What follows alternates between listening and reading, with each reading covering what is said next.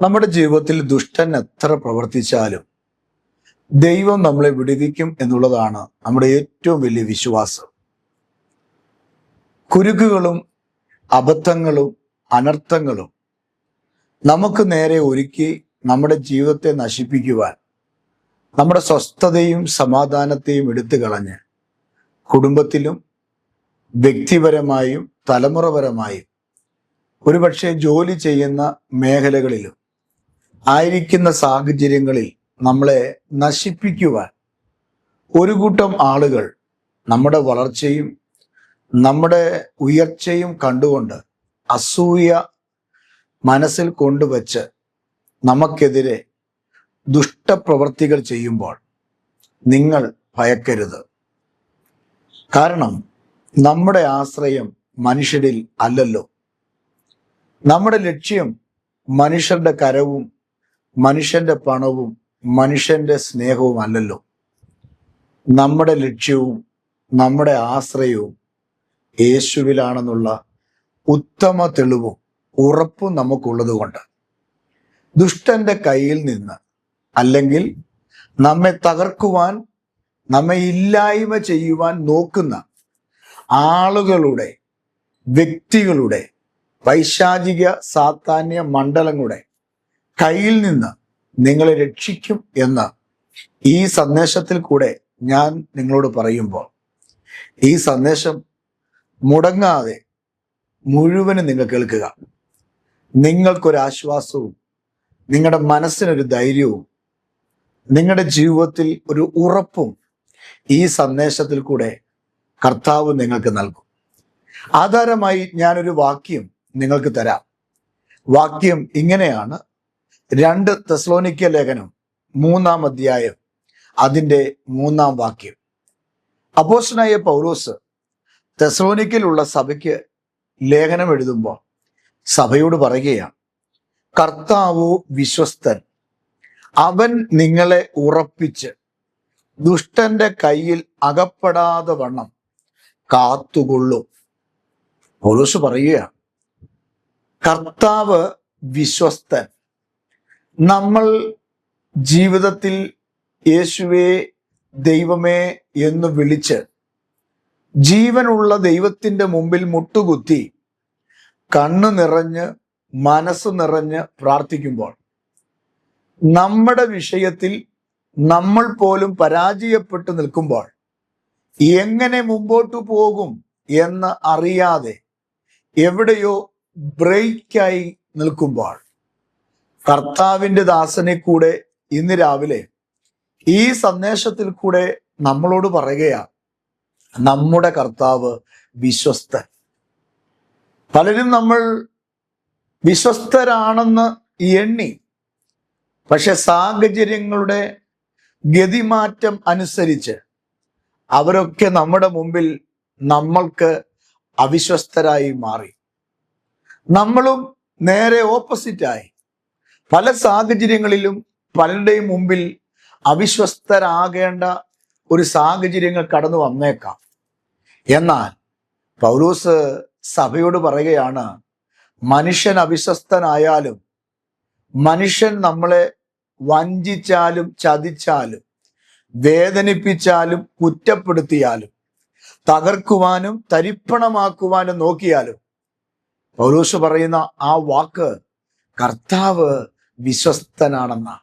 എൻ്റെ പ്രിയപ്പെട്ട സഹോദരങ്ങളെ, നിങ്ങളുടെ കുടുംബത്തിൽ എൻ്റെ ദൈവം വിശ്വസ്തന.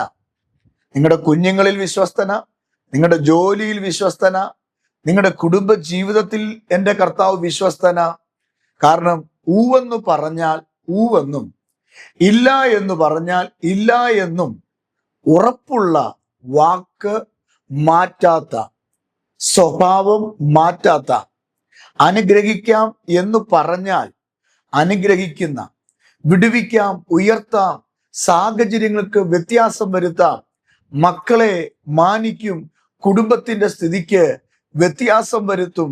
ഇന്നത്തെ ഈ പരുവരുത്ത അവസ്ഥയിൽ നിന്ന്, കഷ്ടതയിൽ നിന്നും കണ്ണുനീരിൽ നിന്ന് നിങ്ങൾക്കൊരു വിടുതൽ സ്വർഗത്തിൽ നിന്ന് ലഭിക്കും എന്ന് വേദപുസ്തകത്തിൽ കൂടെ ദൈവത്തിന്റെ ആത്മാവ് പറയുകയാണ്. ആ കർത്താവിൽ നിങ്ങൾ വിശ്വസിച്ചാൽ മതി. കാരണം വിശ്വസ്തനായ ദൈവം. ഇസ്രായേൽ മക്കൾ ഫറവോന്റെ അടിമത്തത്തിൽ ലക്ഷക്കണക്കിന് ആളുകൾ ഉണ്ടായിരുന്നു.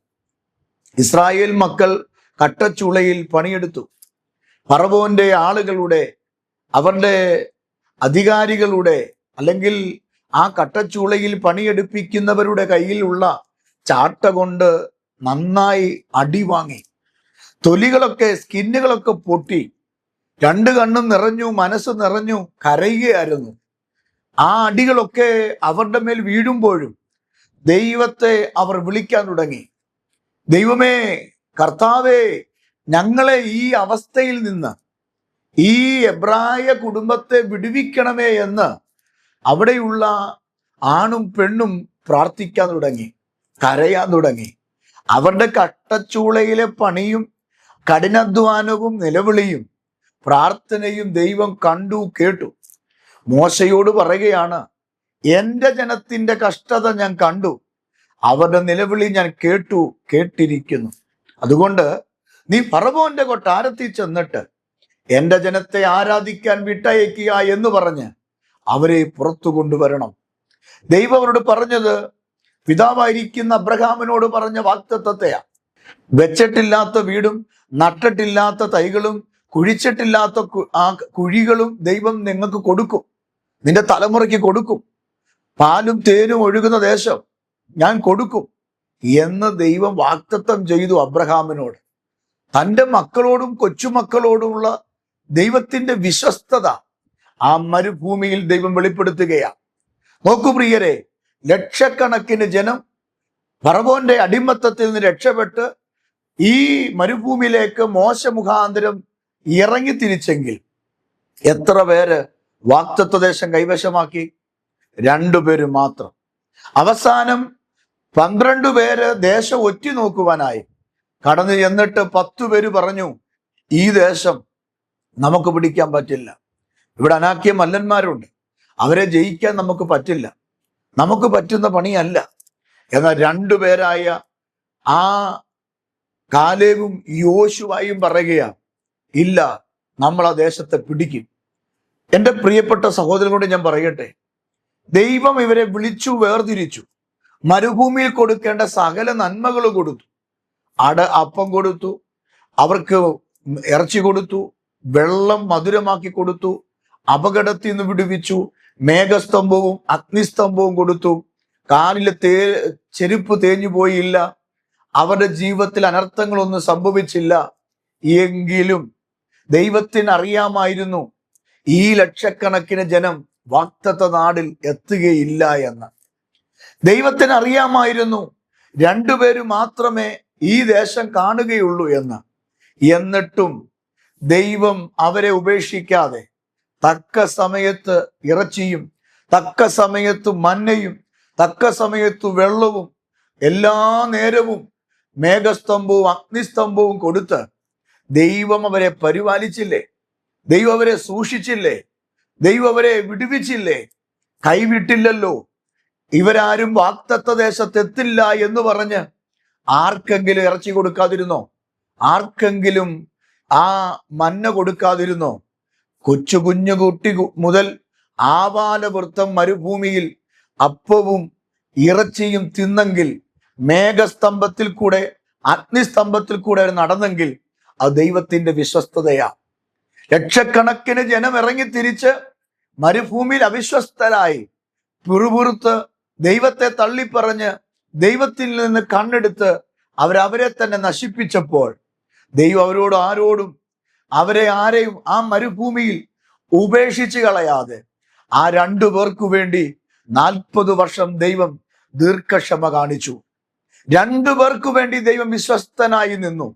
ഇന്ന് രാവിലെ എൻ്റെ പ്രിയപ്പെട്ട സഹോദരങ്ങളോട് ഞാൻ പറയട്ടെ, നിങ്ങൾക്കു വേണ്ടി നിങ്ങളുടെ കുടുംബത്തോട് ദൈവം ദീർഘക്ഷമ കാണിക്കും. രക്ഷിക്കപ്പെടാത്തവരും മദ്യപിക്കുന്നവരും പുകവലിക്കുന്നവരും വ്യഭിചാരം ചെയ്യുന്നവരും വഴക്കുണ്ടാക്കുന്നവരും ഒക്കെ നിന്റെ വീട്ടിൽ കാണും.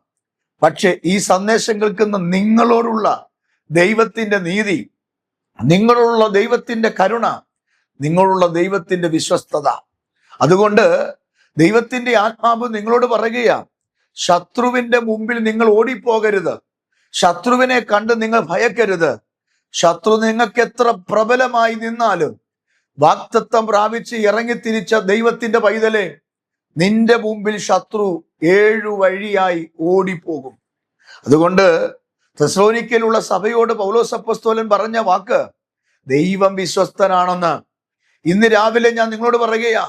നിങ്ങൾ കരയുന്ന വിഷയത്തിൽ, നിങ്ങൾ ഭാരപ്പെടുന്ന വിഷയത്തിൽ, നിങ്ങൾ ഞെരുങ്ങുന്ന വിഷയത്തിൽ ഒരു നീക്കുപോക്കുണ്ടാകാതെ എവിടെയോ നിങ്ങൾ സ്റ്റക്കായി കിടക്കുന്ന നിങ്ങളുടെ കണ്ണുനീരിന്റെ താഴ്വരയുടെ നടുവിൽ ദൈവം നിങ്ങളെ ഉപേക്ഷിക്കത്തില്ല. കാരണം ദൈവം വിശ്വസ്തനാണ്. അതുകൊണ്ട് വേദപുസ്തകം പറയുന്നു, ആ ദൈവം വിശ്വസ്തനായതുകൊണ്ട് അവൻ നിങ്ങളെ ഉറപ്പിച്ച് എന്നാ ചെയ്യും? ഉറപ്പിക്കും. എവിടെ? ആ പട്ടണത്തിൽ, ആ ജോലിയിൽ, ആ രാജ്യത്ത് ദൈവം നിങ്ങളെ ഉറപ്പിക്കും. ആ ഹോസ്പിറ്റലില്, ആ ഓഫീസില്, ആ കമ്പനിയില് ദൈവം നിങ്ങളെ ഉറപ്പിക്കും. ആ കുടുംബ ജീവിതത്തിൽ ദൈവം നിങ്ങളെ ഉറപ്പിക്കും. ഡിവോഴ്സ് ആകാൻ ദൈവം അനുവദിക്കത്തില്ല. കുഞ്ഞുങ്ങൾ അനാഥപ്പെട്ടു പോകാൻ ദൈവം അനുവദിക്കത്തില്ല. നീ വിധവയാകാൻ ദൈവം അനുവദിക്കത്തില്ല. നിന്റെ ജീവിതം പരാജയമായി തീരാൻ ദൈവം അനുവദിക്കത്തില്ല. കാരണം ഇവിടെ പറയുന്നു, അവൻ നിങ്ങളെ ഉറപ്പിച്ചു. അവൻ നിങ്ങളെ ഉറപ്പിക്കും. ദുഷ്ടൻ നിങ്ങളെ അവിടെ ഉറപ്പിക്കാതിരിക്കാൻ നിങ്ങൾ വിറ്റുപറക്കി പോകണം. ആ ദേശത്ത് നിങ്ങൾ പരാജയപ്പെടണം. കിട്ടുന്ന വിലയ്ക്ക് ആ നല്ല നന്മ, ആ വസ്തു നിങ്ങൾ ഉപേക്ഷിക്കണം. കിട്ടുന്നത് വാങ്ങിച്ചുകൊണ്ട് അവിടുന്ന് ഓടണം എന്ന് പറഞ്ഞ് ചില അയൽവക്കക്കാര്, ചില സഹോദരങ്ങൾ, ചില ദേശക്കാര് നിങ്ങൾക്കെതിരെ പ്രയാസങ്ങളായി ദുഷ്ടന്റെ പ്രവർത്തികൾ ചെയ്ത് നിങ്ങളുടെ നന്മയ്ക്കും നിങ്ങളുടെ ഉയർച്ചയ്ക്കും നിങ്ങളുടെ സന്തോഷത്തിനും കുടുംബജീവിതത്തിനും വിരോധമായി മന്ത്രങ്ങളും ക്ഷുദ്രങ്ങളും ചെയ്ത് നിങ്ങളുടെ ശരീരത്തിൽ അതിന്റെ റിയാക്ഷൻ വന്ന്, നിങ്ങളുടെ കണ്ണിനത് റിയാക്ഷൻ സംഭവിച്ച്, നിങ്ങളുടെ കിഡ്നിയിലും പാൻക്രിയാസിലും നിങ്ങളുടെ ബ്രെയിനിലും അതിന്റെ റിയാക്ഷൻ അനുഭവിച്ച് നിങ്ങളെ രോഗിയാക്കി അസ്വസ്ഥപ്പെടുത്തി, വീടിനകത്ത് നിങ്ങളെ അസ്വസ്ഥപ്പെടുത്തി, നിങ്ങളെ പരാജയപ്പെടുത്തുന്ന ദുഷ്ടന്റെ കയ്യിൽ നിന്ന് ദൈവം നിങ്ങളെ വിടുവിക്കുക മാത്രമല്ല, എവിടെയാണോ നിങ്ങളെ നിർത്തത്തില്ലെന്ന് പറഞ്ഞത്, എവിടെയാണോ നിങ്ങളെ വാഴിക്കില്ല, എവിടെയാണോ നിങ്ങൾ അനുഗ്രഹിക്കപ്പെടില്ല, എവിടെയാണോ നിങ്ങൾ തുടർന്ന് പോകില്ല എന്ന് പറഞ്ഞത്, അവിടെ ദൈവം നിങ്ങളെ ഉറപ്പിക്കും. അതുകൊണ്ട് എൻ്റെ ദൈവം വിശ്വസ്തനാ. എൻ്റെ കർത്താവ് നമുക്ക് വിശ്വസ്തനായതുകൊണ്ട് 2 കാര്യങ്ങൾ ആ വാക്യത്തിൽ കൂടെയുള്ള വിടുതലാണ് നമ്മുടെ മുമ്പിൽ കിടക്കുന്നത്. ഒന്നാമത്തെ വിടുതലാണ് അവിടെ തന്നെ ഉറപ്പിക്കും. 2ാമത്തെ വിടുതലാണ് ദുഷ്ടന്റെ കയ്യിൽ അകപ്പെടാതെ വണ്ണം കാത്തുകൊള്ളും. ഇന്ന് രാവിലെ എൻ്റെ പ്രിയപ്പെട്ട സഹോദരങ്ങളെ, ഈ പ്രഭാത സന്ദേശം കേൾക്കുന്ന എൻ്റെ പ്രിയപ്പെട്ടവരെ, നിങ്ങൾ എവിടെയെങ്കിലും പരാജയപ്പെട്ടു നിൽക്കുകയാണോ? വിറ്റുപറക്കി പോകണം, ഇവിടെ പറ്റത്തില്ല, എനിക്കിവിടെ സ്വസ്ഥതയില്ല, എൻ്റെ കുഞ്ഞുങ്ങൾക്ക് ഇവിടെ താമസിക്കാൻ പറ്റില്ല, ഈ കമ്പനിയിൽ എനിക്ക് തുടർന്നു പോകാൻ പറ്റില്ല, ഈ രാജ്യത്ത് എനിക്ക് ഇനി നിൽക്കാൻ പറ്റില്ല എന്ന് പറഞ്ഞ് പെട്ടി പാക്ക് ചെയ്ത് ജീവിതം പരാജയപ്പെട്ട് 2 കൈയും നിന്റെ തലയിൽ വെച്ച് പല്ല് കടിച്ച് പ്രാഗി നിന്റെ ജീവിതം നശിപ്പിക്കുന്ന ജീവിതത്തിന്റെ ഉടമയാണോ നിങ്ങൾ ഇന്ന് രാവിലെ? എന്ന കർത്താവ് പറയുകയാണ്, കർത്താവ് വിശ്വസ്തനാകട്ടോ. കർത്താവ് വിശ്വസ്തനായതുകൊണ്ട് അവിടെ നിങ്ങൾ മാനിക്കപ്പെടും, അവിടെ നിങ്ങൾ ഉയർച്ച പ്രാപിക്കും, അവിടെ നിങ്ങൾ അനുഗ്രഹിക്കപ്പെടും. കർത്താവ് വിശ്വസ്തനായതുകൊണ്ട് നിങ്ങൾക്കെതിരെ എഴുന്നേൽക്കുന്ന ഏത് ദുഷ്ടനും ആ ദുഷ്ടന്റെ കയ്യിൽ അകപ്പെടാതെ നിങ്ങളെ കാത്തുകൊള്ളും. 2 തെസ്സലോനിക്ക ലേഖനം 3-ാം അധ്യായം 3-ാം വാക്യം നിങ്ങളുടെ കയ്യിലുള്ള ബൈബിൾ വാക്യം എടുത്ത് വായിച്ച് അതിലോട്ട് കൈ വെച്ചിട്ട് നിങ്ങൾ ഒരു 10 പ്രാവശ്യം ആമേൻ ആമേൻ ആമേൻ എന്ന് പറ. നിങ്ങൾ ബൈബിൾ തുറക്ക്. ഈ 2 തെസ്സലോനിക്ക ലേഖനം 3-ന്റെ 3-ാം വാക്യം നിങ്ങൾ വായിക്ക്. എന്നിട്ട് നിങ്ങൾ ആമേൻ ആമേൻ എന്നൊരു കുറഞ്ഞത് 10 പ്രാവശ്യം പറ. അതിൽ കൂടുതൽ നിങ്ങൾക്ക് പറയാൻ പറ്റുമെങ്കിൽ നിങ്ങൾ ഇന്ന് തന്നെ, ഇപ്പോൾ തന്നെ അത് നിങ്ങൾ ചെയ്യൂ. കാരണം നിങ്ങൾ ആമേൻ എന്ന് പറയുമ്പോൾ അതിന്റെ ശക്തി, ഈ വചനത്തിന്റെ ശക്തി നിങ്ങളിലേക്ക് വരികയാണ്. നിങ്ങളിലേക്ക് വരുമ്പോൾ നിങ്ങൾ ആ പട്ടണത്തിൽ ഉറയ്ക്കും. നിങ്ങളിലേക്ക് വരുമ്പോൾ നിങ്ങളെ രാജ്യത്ത് ഉറയ്ക്കും. നിങ്ങളിലേക്ക് വരുമ്പോൾ ആ ജോലിയിലും ആ സ്ഥാപനത്തിലും നിങ്ങൾ ഉറയ്ക്കും.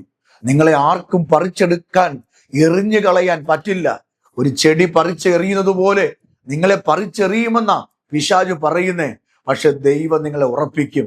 ഇസബേലിന്റെ വെല്ലുവിളിയുടെ മുമ്പിൽ ഏലിയാവ് അല്പം ഒന്ന് പ്രയാസപ്പെട്ടുവെങ്കിലും ദൈവം അവനെ ഉറപ്പിച്ചു.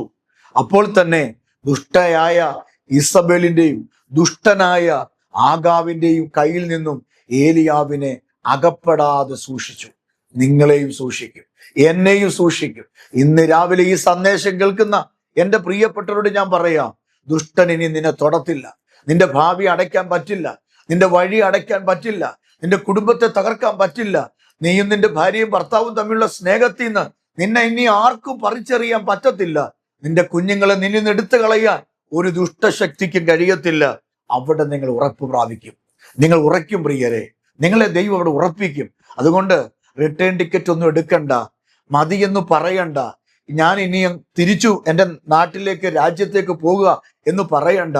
ഇത് ഞാൻ ഇനിയും പഠിക്കുന്നില്ല, ഈ ഹോസ്റ്റലിൽ ഞാൻ വീട്ടിൽ പോകുക എന്ന് പറയണ്ട. ഈ കോഴ്സ് ഞാൻ എവിടെ കൊണ്ട് അവസാനിപ്പിക്കുക, എനിക്കിത് പഠിക്കാൻ പറ്റത്തില്ല, ശത്രുക്കളാണ് എനിക്ക് ചുറ്റുമെന്ന് പറഞ്ഞ് നീ നിന്നെ തന്നെ നശിപ്പിക്കരുത്. പകരം ഇന്ന് രാവിലെ നിങ്ങളോട് ഞാൻ പറയാം, ഒറ്റ ദൂതേ ഉള്ളൂ, കർത്താവ് വിശ്വസ്തൻ. കർത്താവ് വിശ്വസ്തന പ്രിയരെ. നിങ്ങളെ ശത്രുവിന്റെ കയ്യിൽ നിന്ന് തീർച്ചയായും വിടുവിച്ചിരിക്കും. ഞാൻ നിങ്ങൾക്ക് വേണ്ടി പ്രാർത്ഥിക്കട്ടെ. വിശ്വസ്തനായ ദൈവത്തിന്റെ മുഖത്ത് നിങ്ങൾ നോക്കുക. ഈ വാക്യം നിങ്ങൾ എടുത്ത് ആമേൻ പറയുക. ഇന്ന് രാവിലെ നിങ്ങളിൽ ഒരു അത്ഭുതം കർത്താവ് ചെയ്യും. കർത്താവാൻ ദൈവമേ, വിശ്വസ്തനായ ഞങ്ങളുടെ നല്ല കർത്താവേ, ഇന്ന് രാവിലെ ഈ വചനത്തിന്റെ മുമ്പിൽ നിന്റെ മക്കളെ ഞാൻ ഏൽപ്പിച്ച് പ്രാർത്ഥിക്കുകയാണ്. ഞങ്ങളുടെ ദൈവം വിശ്വസ്തനാണ്. അതുകൊണ്ട് ഞങ്ങൾ ഇന്ന് പരാജയപ്പെട്ടു എന്ന് പറയുന്ന ആ മേഖലയിൽ ഞങ്ങളെ ഉറപ്പിക്കും. ആ സ്ഥാനത്ത് ഞങ്ങളെ ഉറപ്പിക്കും. ആ ജോലിയിൽ, ആ നന്മയിൽ, ആ വീട്ടിൽ, ആ രാജ്യത്ത്, ആ ശുശ്രൂഷയിൽ ഞങ്ങളെ ഉറപ്പിക്കും എന്ന് ഞങ്ങൾ വിശ്വസിക്കുന്നു. ദുഷ്ടന്റെ കയ്യിൽ അകപ്പെടാതെ ഞങ്ങളെ കാക്കുമെന്ന് വിശ്വസിക്കുന്നു. വട്ടമിട്ട് പറക്കുന്ന കഴുകക്കൂട്ടത്തിന്റെ ആമ്മേ കർത്താവേ, ആ കണ്ണിന്റെ മുമ്പിൽ നിന്ന് കോഴി തന്റെ കുഞ്ഞിനെ ചിറക് വിടർത്തി കൊത്തി വിളിച്ച് അതിനകത്ത് വഹിക്കുന്നത് പോലെ ഇവരെ വഹിക്കണേ, ഇവരെ സൂക്ഷിക്കണേ, ഇവരെ മറയ്ക്കണേ.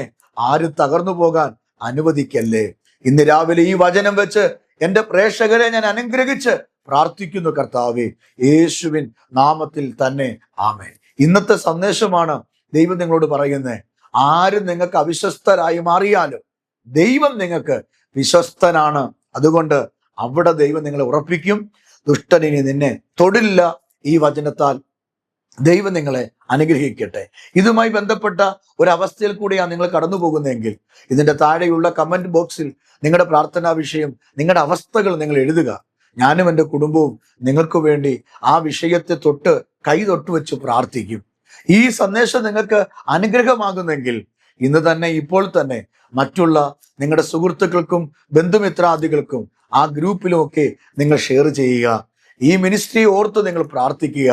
ദൈവം നിങ്ങൾക്ക് വേണ്ടി അത്ഭുതം ചെയ്യും. നാളെ ഇതേ സമയം അടുത്തൊരു സന്ദേശവുമായി നമുക്ക് ഒരുമിച്ച് കാണാം. കർത്താവ് നിങ്ങളെ അനുഗ്രഹിക്കുമാറാകട്ടെ. ആമേൻ.